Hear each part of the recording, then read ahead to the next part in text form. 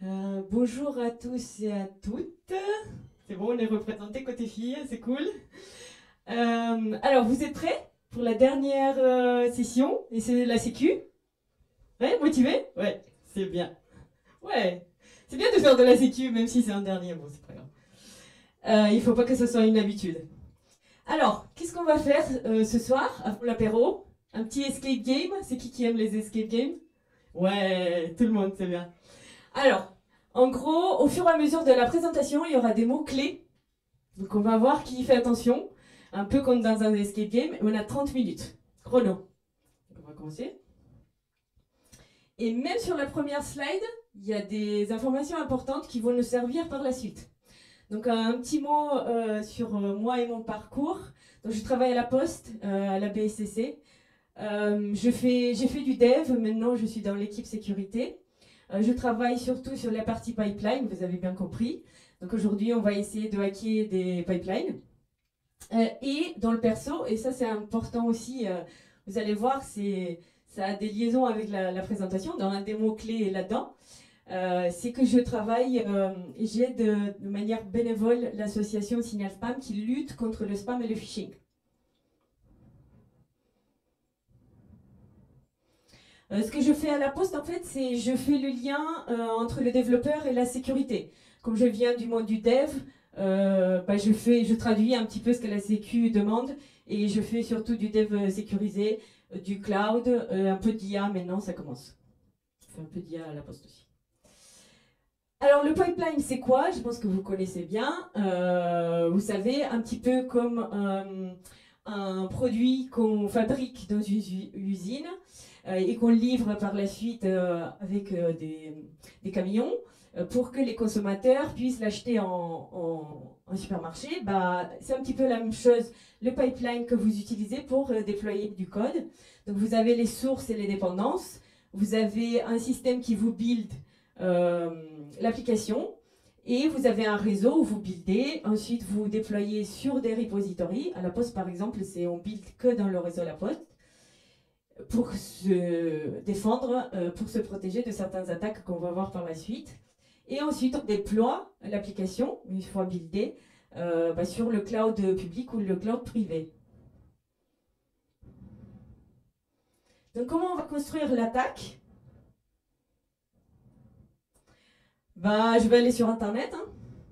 Et je ne sais pas si vous connaissez, mais vous avez le Mitre Attack, en fait, qui est une base de connaissances de tous les attaques connues. Donc c'est une base de connaissances qui peut servir de formation, pour vous d'ailleurs, pour mieux protéger vos applications. Donc une base de connaissances des tactiques et tout ce qui est connu d'ailleurs dans le monde du cyber, des attaques connues, et comment les attaques ont été développées. C'est aussi une base de connaissances pour les attaquants, vous allez me dire. Ça aussi, c'est quelque chose qui va nous aider. Il y a quelques mots-clés sur ces slides. Donc je pense, bon, là c'est un peu évident. Hein. On va continuer notre petit escape game pour construire l'attaque. Donc la reconnaissance, bien sûr, dans toute attaque bien construite, hein, il y a quand même quelque chose que je vous ai dit. Tout ce que je vous montre, vous ne le faites pas à la maison. Hein. C'est pas une bug. Normalement, vous n'avez pas le droit d'attaquer des sites, sauf s'il y a des programmes de bug bounty. Hein. Donc voilà, il y a des choses. Vous avez normalement, je vais parler un peu des rewards. Vous pouvez être bien payé, mais il faut que le site soit inscrit dans un programme. Hein. Donc là, je vous montre des choses, mais vous ne les refaites pas. Après, vous avez toute la documentation en ligne. Hein. Donc tout ce qui est reconnaissance. Tout ce qui est reconnaissance. Donc je vais aller un petit peu sur Internet. On va voir ensemble. Et vous vous rappelez le mot-clé phishing?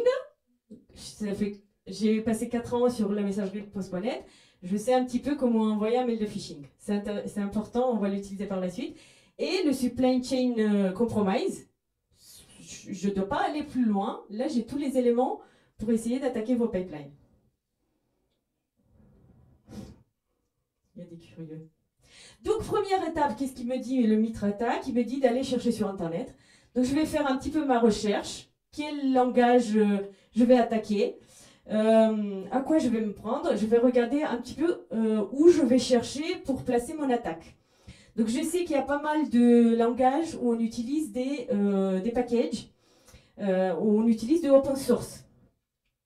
Donc il y a du Python, où il y a pas mal de modèles d'intelligence artificielle qui travaillent avec. J'ai le Ruby, pas mal de sites e-commerce qui sont développés avec. Donc j'ai mon choix. Et à chaque fois, le développeur, il va pas réinventer la roue, il va utiliser des packages qui sont déjà développés, qui sont en open source. Bien sûr, j'ai NPM et Node, qui est un écosystème totalement à part, et il est basé sur des packages existants. Donc c'est encore plus intéressant, on va voir des exemples. Donc comment je fais?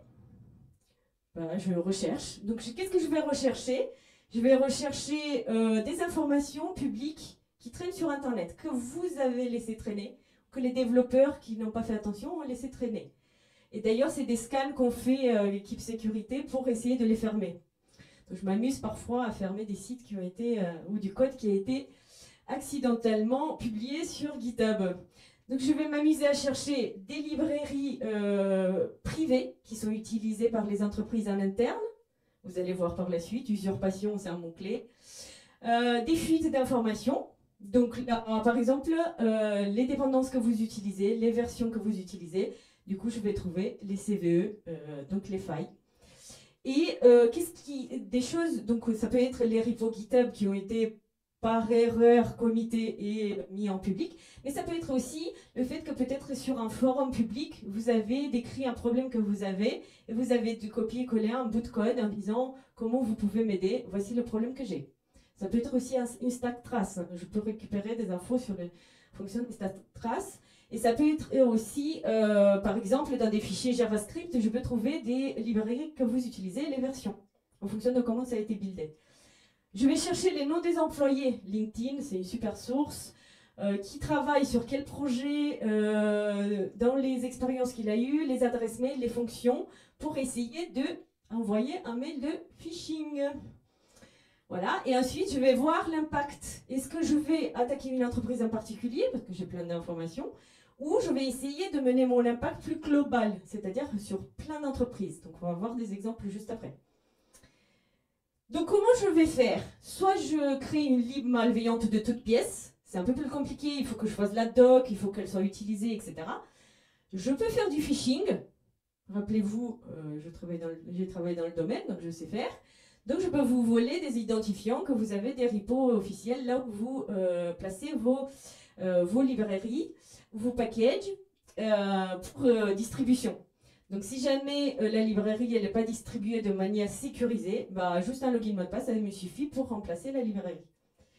Il y a aussi des mécanismes de dependency confusion, par exemple. Pour Python, je peux créer la librairie Python 3-dateutil. Et le développeur, il va se tromper, il va télécharger ma librairie à la place de dateutil, qui est la librairie officielle. Ça, vous savez bien. Ou du typo squatting.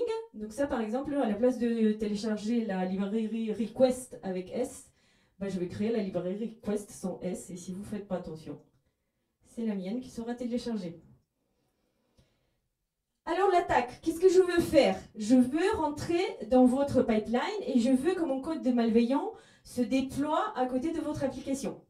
Et une fois le code déployé avec mon script qui s'exécute à côté de votre application, ben, je récupère des données. Et ça peut aller plus ou moins loin en fonction de ce que vous manipulez comme données dans l'application. Donc là, je me place en tant qu'attaquant, vous ne le faites pas. Hein. Et je vais vous montrer comment rajouter du script dans une librairie. Bien sûr, le développeur, il faut qu'il télécharge ma librairie. Donc on va voir comment il va se faire avoir.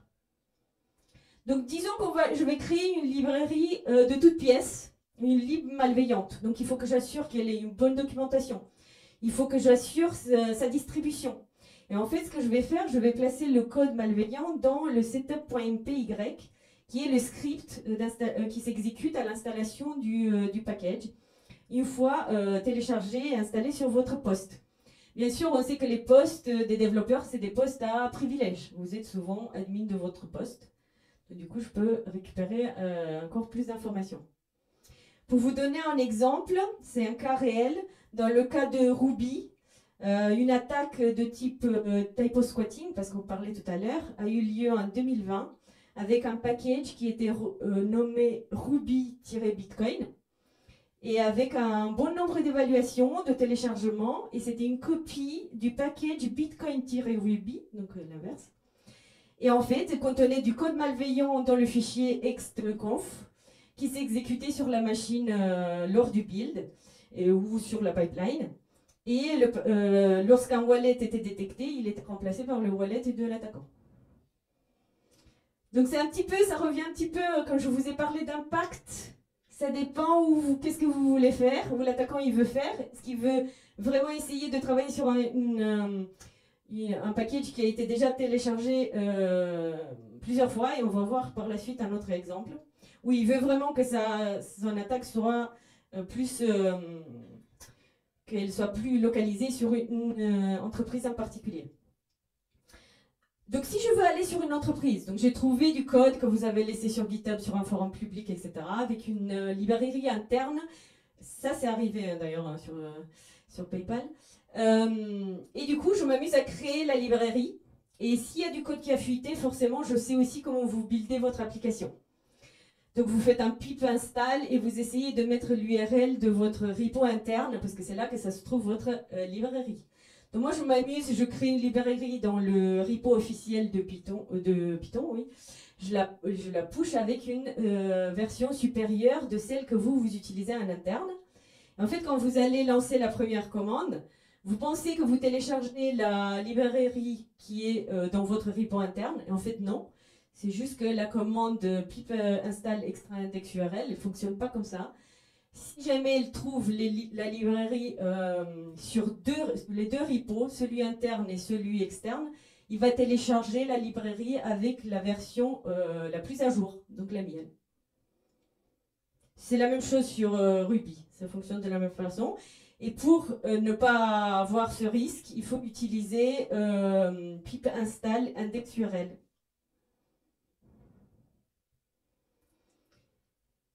Je vous parlais de NPM et de l'impact. Tiens, encore une fois, l'impact. Si je veux aller un peu plus loin, c'est-à-dire, je veux impacter plein d'entreprises. Donc, je vais aller sur une lib qui est utilisée par plein d'entreprises, par exemple un linter, donc un scanner de code, de qualité de code ou des choses comme ça. Et là, en fait, on est sur un cas réel qui est arrivé sur ESLint Scope, et je vais vous parler de phishing. Dans ce cas-là, c'était un vol d'identifiant de la personne qui publiait ce package. À travers, donc à l'aide de phishing, on a récupéré ces identifiants et on a publié des versions avec du code malveillant de ce package qui était très utilisé. Et en fait, par ce code malveillant qui s'exécutait sur la machine du développeur, en fait, il a réussi à récupérer d'autres identifiants, ça tourne en boucle, d'identifiants NPM des développeurs, et du coup, encore une fois, a infecté d'autres librairies. Donc c'est marrant, ça tourne en boucle. C'est possible que par l'intermédiaire d'un package qu'on utilise tous les jours, qu'on ait du vol d'identifiants. Alors, on va parler un peu de session, parce que là, je vous ai fait peur. Vous allez tous aller vérifier toutes vos dépendances, est-ce que ça va, est-ce que ça va pas.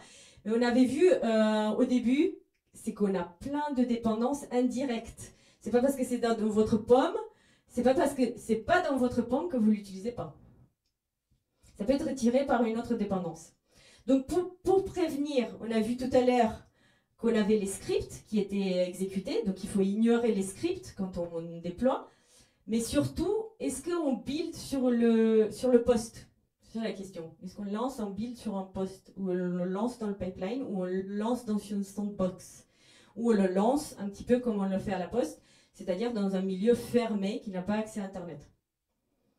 Bien sûr, si jamais je lance mon build et je n'ai pas accès à Internet, les informations ne peuvent pas non plus sortir normalement de mon environnement. Donc à la poste, on utilise des miroirs internes avec des accès sécurisés sur les repos officiels. Alors ça ne protège pas de tout, hein. C'est possible que le paquet soit sur le repo officiel, on le tire et voilà. Pareil, on essaye de scanner un petit peu et de pas laisser, pas un petit peu, beaucoup même, pour ne pas laisser du code qui peut fuiter sur Internet. On essaye de faire comprendre aux développeurs pourquoi il ne faut pas faire fuiter le code. C'est un peu compliqué. On peut aussi utiliser les fichiers log, on peut aussi vérifier les hashes et l'intégrité des packages. Mais on peut aller plus loin.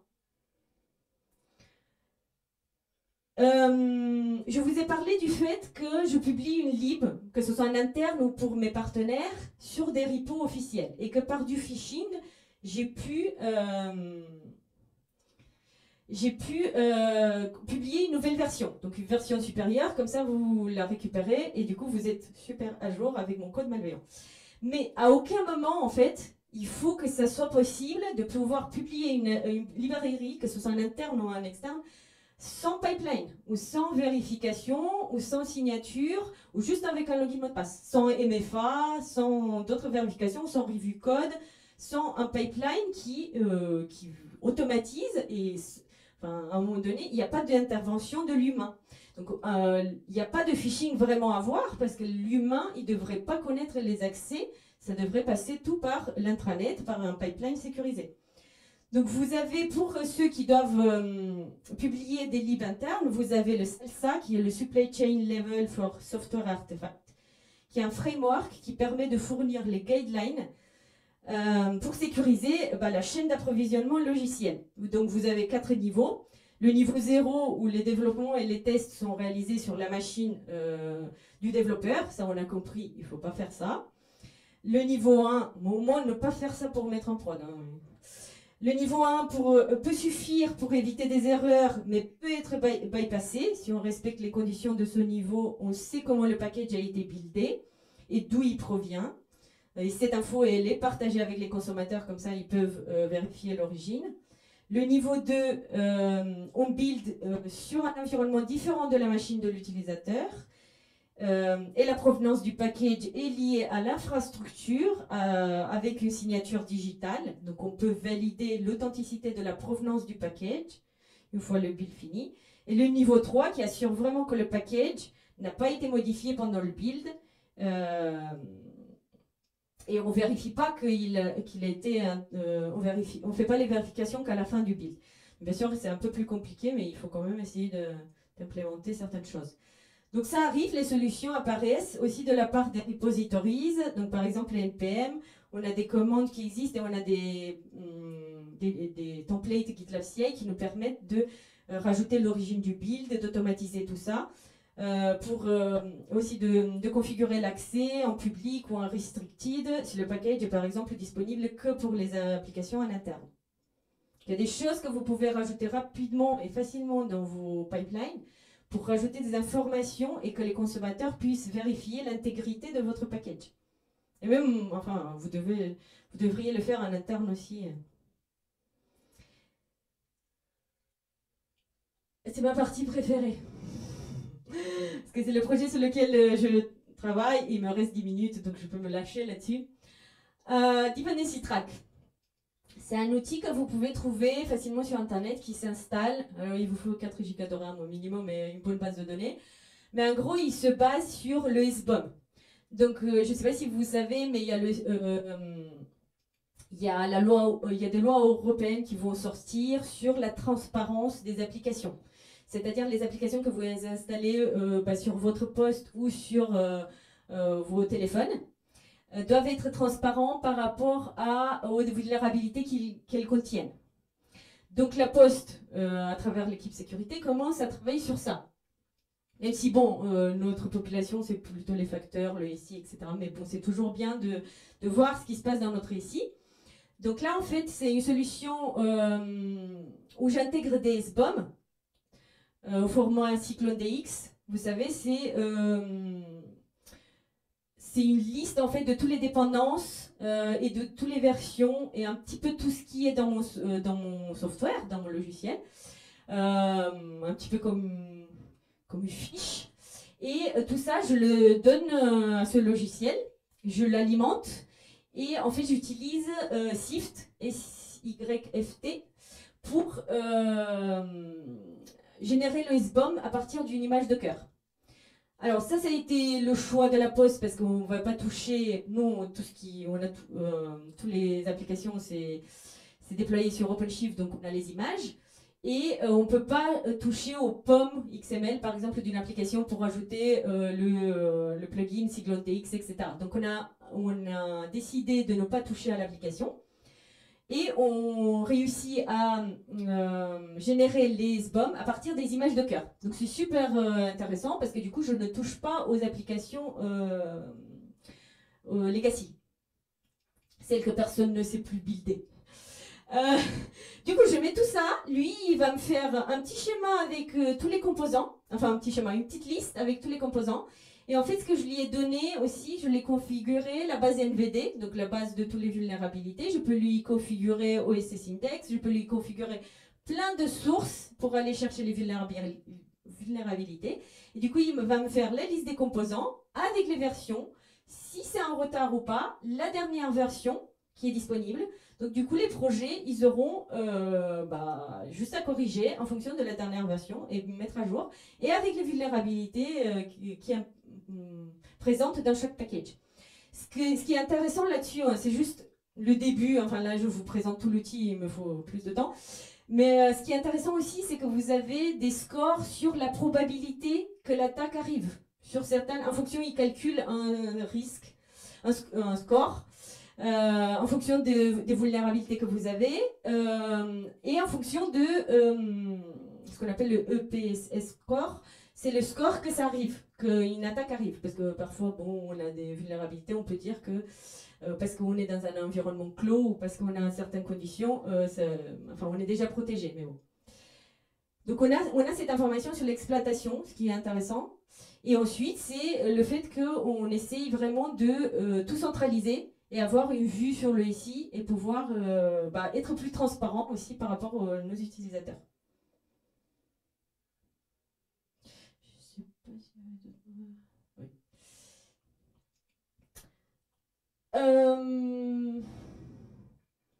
J'avais parlé d'IA à un moment donné et j'avais parlé de Python aussi. Et ça, c'est quelque chose qui est assez récent dans la presse et vous pouvez d'ailleurs voir pas mal de choses sur le supply chain attack. On vient d'en parler. Donc c'est récent, ça c'est de mi-mai.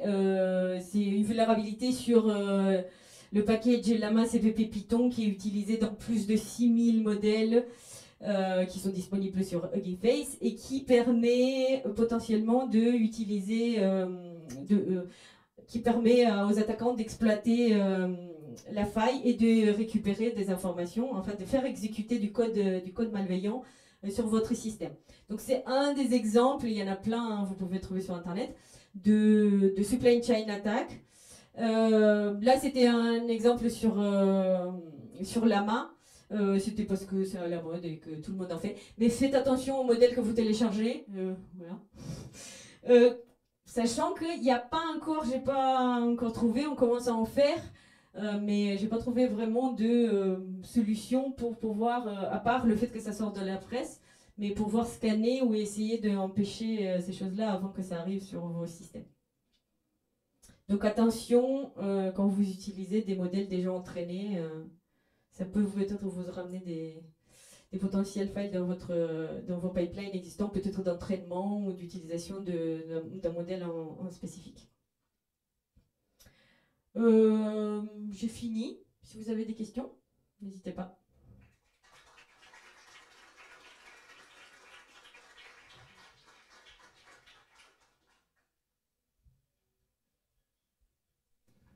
S'il y a des questions, oui, questions en salle? Non?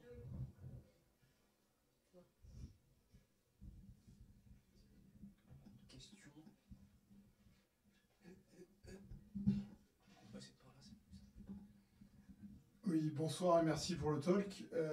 La question que je me pose, c'est on entend beaucoup parler d'attaques de supply chain et la question majeure qui semble, je ne suis pas du tout spécialiste, mais qui semble ressurgir de ça, c'est comment en fait on identifie une intervention sur un package qui aurait été mise en place. Est-ce que vous travaillez déjà sur des solutions dans ce domaine-là? Est-ce que ça commence à arriver je sais qu'il y a une solution chez Red Hat qui était mise en place pour justement signer les paquets et avoir une idée de ce qui se faisait à ce niveau-là. C'est ça, on va travailler sur ces choses-là. On a des librairies en interne aussi qu'on doit protéger.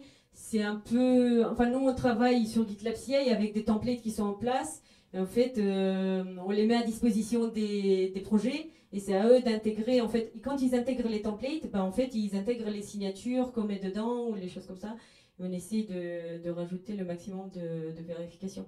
Mais ça n'empêche pas... Enfin, je parlais beaucoup de phishing parce que c'est vraiment la méthode par laquelle, et la moins coûteuse, hein, par laquelle par laquelle ils rentrent, que ce soit du ransomware, enfin plein d'autres attaques.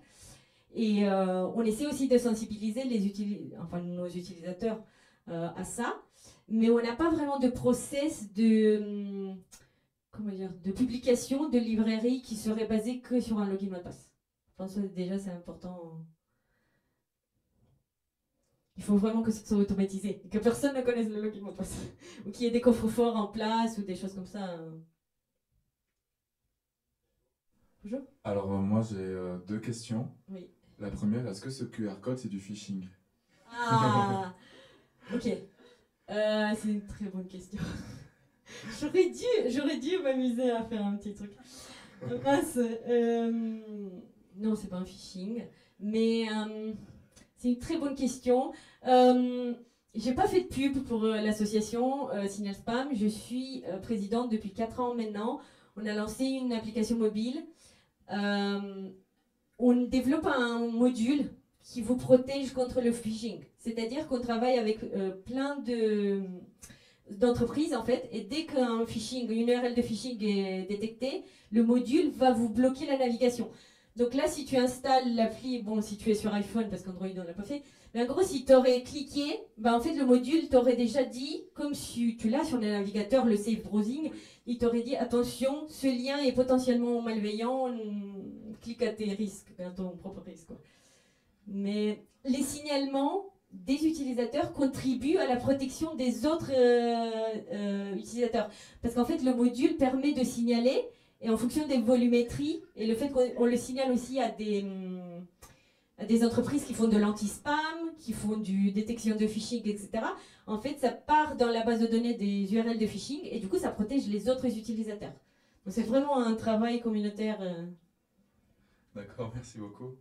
Et deuxième question, c'est, je pense que tout le monde a une petite idée de, peut-être pas d'idée d'entreprise, mais de projet ou quoi que ce soit qui veulent peut-être collaborer ou quoi que ce soit. Et moi, je me demandais, est-ce qu'il y a des liens assez pratiques que vous connaissez pour tout simplement faire attention quand on crée son application, quand on crée quoi que ce soit. Contre le hack de pipeline. Enfin, tu as le salsa déjà, parce que, enfin, de ce qu'on a parlé tout à l'heure, c'est que si tu dois publier une librairie. Après, ta question est intéressante parce que ça me fait penser à quelque chose, peut-être que j'ai pas parlé, mais j'ai parlé enfin, au Devox l'année dernière. C'était un petit peu le fait que, quand je disais, tu peux copier-coller par exemple du code, tu te dis, je vais publier ça sur un forum et les gens ils vont m'aider, et que l'attaquant il peut utiliser cette information. En fait, il faudrait que tu aies dans ton pipeline, c'est pas que l'intégrité du package, mais aussi et des dépendances. D'ailleurs, là, je parlais plus de dépendances, mais tu peux avoir aussi une faille dans ton code. Et ça, il faut quand même que tu le passes par des checks automatiques, que ce soit Sonar, qualité de code, des choses comme ça, un check review d'un tech lead, d'une personne un peu plus expérimentée ou des choses comme ça. Maintenant, il y a des choses avec l'IA. Faire attention. Parce que finalement, qu'est-ce qu'on faisait avant? Enfin, un développeur novice, il pouvait copier du code qui avait déjà une faille, mais il ne se rendait pas compte. C'était peut-être sur un forum que personne n'avait corrigé. Aujourd'hui, on a peut-être l'IA qui, par des choses de probabilité, elle dit qu'il y a du code, elle te propose du code qui peut-être a une faille dedans, mais tu ne peux pas savoir. Finalement, tu dois quand même le repasser par des analyseurs pour être sûr qu'il n'y a pas de problème. Tu as du code leak, des choses comme ça. Merci beaucoup. Mais de rien. Merci pour ta question. Est-ce qu'il y a d'autres questions dans la salle?